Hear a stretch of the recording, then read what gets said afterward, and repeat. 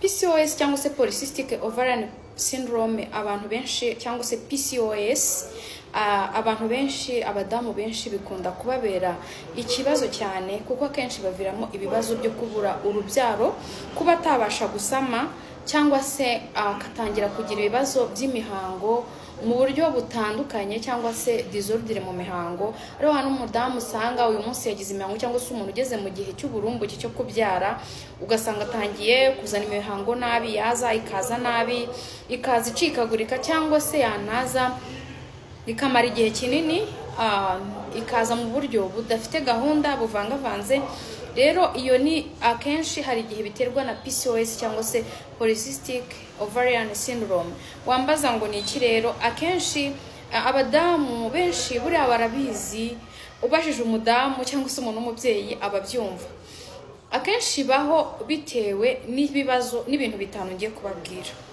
Ikintu cya mbere kibaho polycystic ovarian syndrome ubundi igaragazwa n'igihe ubona kenshi ujya muri wenda kwa muganga igihe wanze kubyara byaranze gusama, cyangwa se igihe ubona imihango wiza nabi muganga akubwira ati ufite udusiste muri ovary turadusabo cyangwa se turatuntu tuba tubitsemo amagi y'abagore cyangwa se intangangore tuba tubitsemo oviri.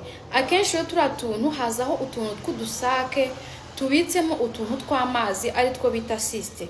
Rero turagenda tukuzura ahantu bikaba byatuma habaho ibintu bitandukanye, ndetse habaho no kuba igi ritarekurwa ngo rive muri follicle risohoke ribe habaho fertilization rihure n'intangangabo. Rero ibyo bituma umudamu atabasha gusama. Akenshi bituma utagira ovulation ikanga burundu, ntugire ukwezi k'uburumbuke cyangwa se iminsi y'uburumbuke yawe ikanga ikaba interrupted. Akenshi biterwa n'ibintu bitanu ngiye kubabwira. Icya mbere habaho insulin resistance ya insuline. Insuline murayizi ko ari umusemburo ukorwa na pancreas cyangwa se urwagashya. Uyu musemburo udufasha kuringaniza isukari mu mubiri, cyane cyane kuyigabanya isukari. Rero umubiri iyo habaho insulin resistance, isukari iba nyinshi mu mubiri, itangira kuzamuka ni nyinshi, yaba nyinshi hanyuma umubiri ukakoresha uburyo bwose ukoresha insuline nyinshi, ugakora insuline nyinshi cyane kugira ngo ugabanya ya sukari yabaye nyinshi mu mubiri. Ibyo bityo bigatuma noneho ya insuline iba nyinshi mu mubiri, yaba nyinshi mu mubiri bigatuma haba iproducinga cyangwa se umubiri ukora ibyo bita androgene. Androgene ni imisemburo y'abagabo, muraziza testosterone n'izindi. Rero androgene yo zibaye haza imisemburo y'abagabo, ariho hantu usanga umudamu atangiye kugira ibibazo byo kuzana ubwanwa. Benshi bazana ubwanwa, abandi bakatangira kugira ubwoya ku mubiri, abandi bagatangira kugira isura imeze nk'ukwezi y'ikiziga, abandi bagatangira kuzana uruhara mu mutwe, abandi mbese ibimenyetso by'abagabo nibyo utangira kugira, bityo imihango nayo igatangira kuba interrupted. Rero akenshi bibaho bitewe nuko umubiri wa developye androgene nyinshi cyangwa se imisemburo y'abagabo myinshi, bityo bigatuma utangira kuzana ibimenyetso biri physical by'abagabo, bigatuma umubiri utangira guhinduka. Byatewe n'iki? Na ya insuline, kuko bituma habaho imbalance muri ya hormone ari muri system yawe. Ikindi habaho hormonal imbalance. Imisemburo yacu iyo itaringaniye, za androgene zabaye nyinshi, za testosterone zabaye kuba nyinshi, bituma hatabaho ovulation. Ovulation rero iyo itabayeho ntabwo ubasha gusama.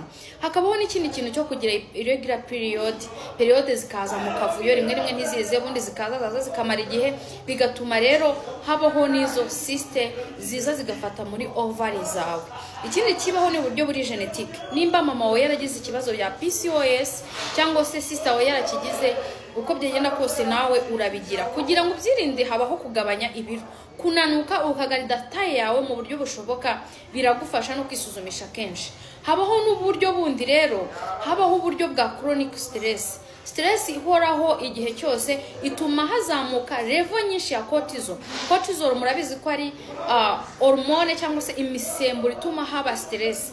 Bishobora gutuma rero ugira ikibazo cya PCOS nayo. Hanyuma akabona inflammation ituma endocrine system igenda gakeya nyine iba interrupted cyangwa se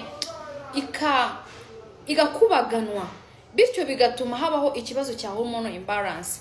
Bishobora no gutuma habaho insulin resistance, inflammation ishobora gutuma habaho insulin resistance cyangwa se resistance ya insuline, bikaba byatuma noneho habaho kurekurwa kwa wa musemburo w'abagabo, bikaba byatuma uhinduka. Kenshi umugore ufite PCOS umubwirwa no kubyimba inda, ugasanga inda irabyimbye, afite inda nini cyane, urababara hasi inda, imihanga irimo iraza gakeya, urazana ubwanwa, urazana ubwonko, ubwoya ku mubiri, mbese utangira kugira ibibazo bitandukanye, imihanga igatangira kwanga kuza, yazana bikaza nabi, ugagerageza gusama bikanga bikakugora.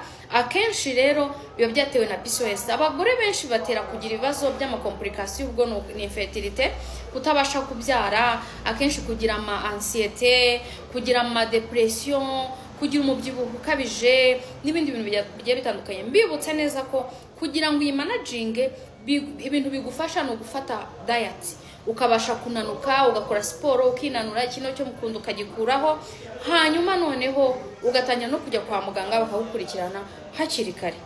PCOS ikindi tera, iyo ugize imana ukaba wasama, ushobora kubyara umwana utagejeje igihe, ushobora kubyara umwana indi kavamo, cyangwa se hakabaho n'ubundi buryo bw'uko ino PCOS ishobora gutuma urwara gestational diabetes mu gihe utwite, ukarwara diabetes, cyangwa se ukaba warwara imivuduko. Ikindi bikuviramo kurwara kanseri ya endometrium.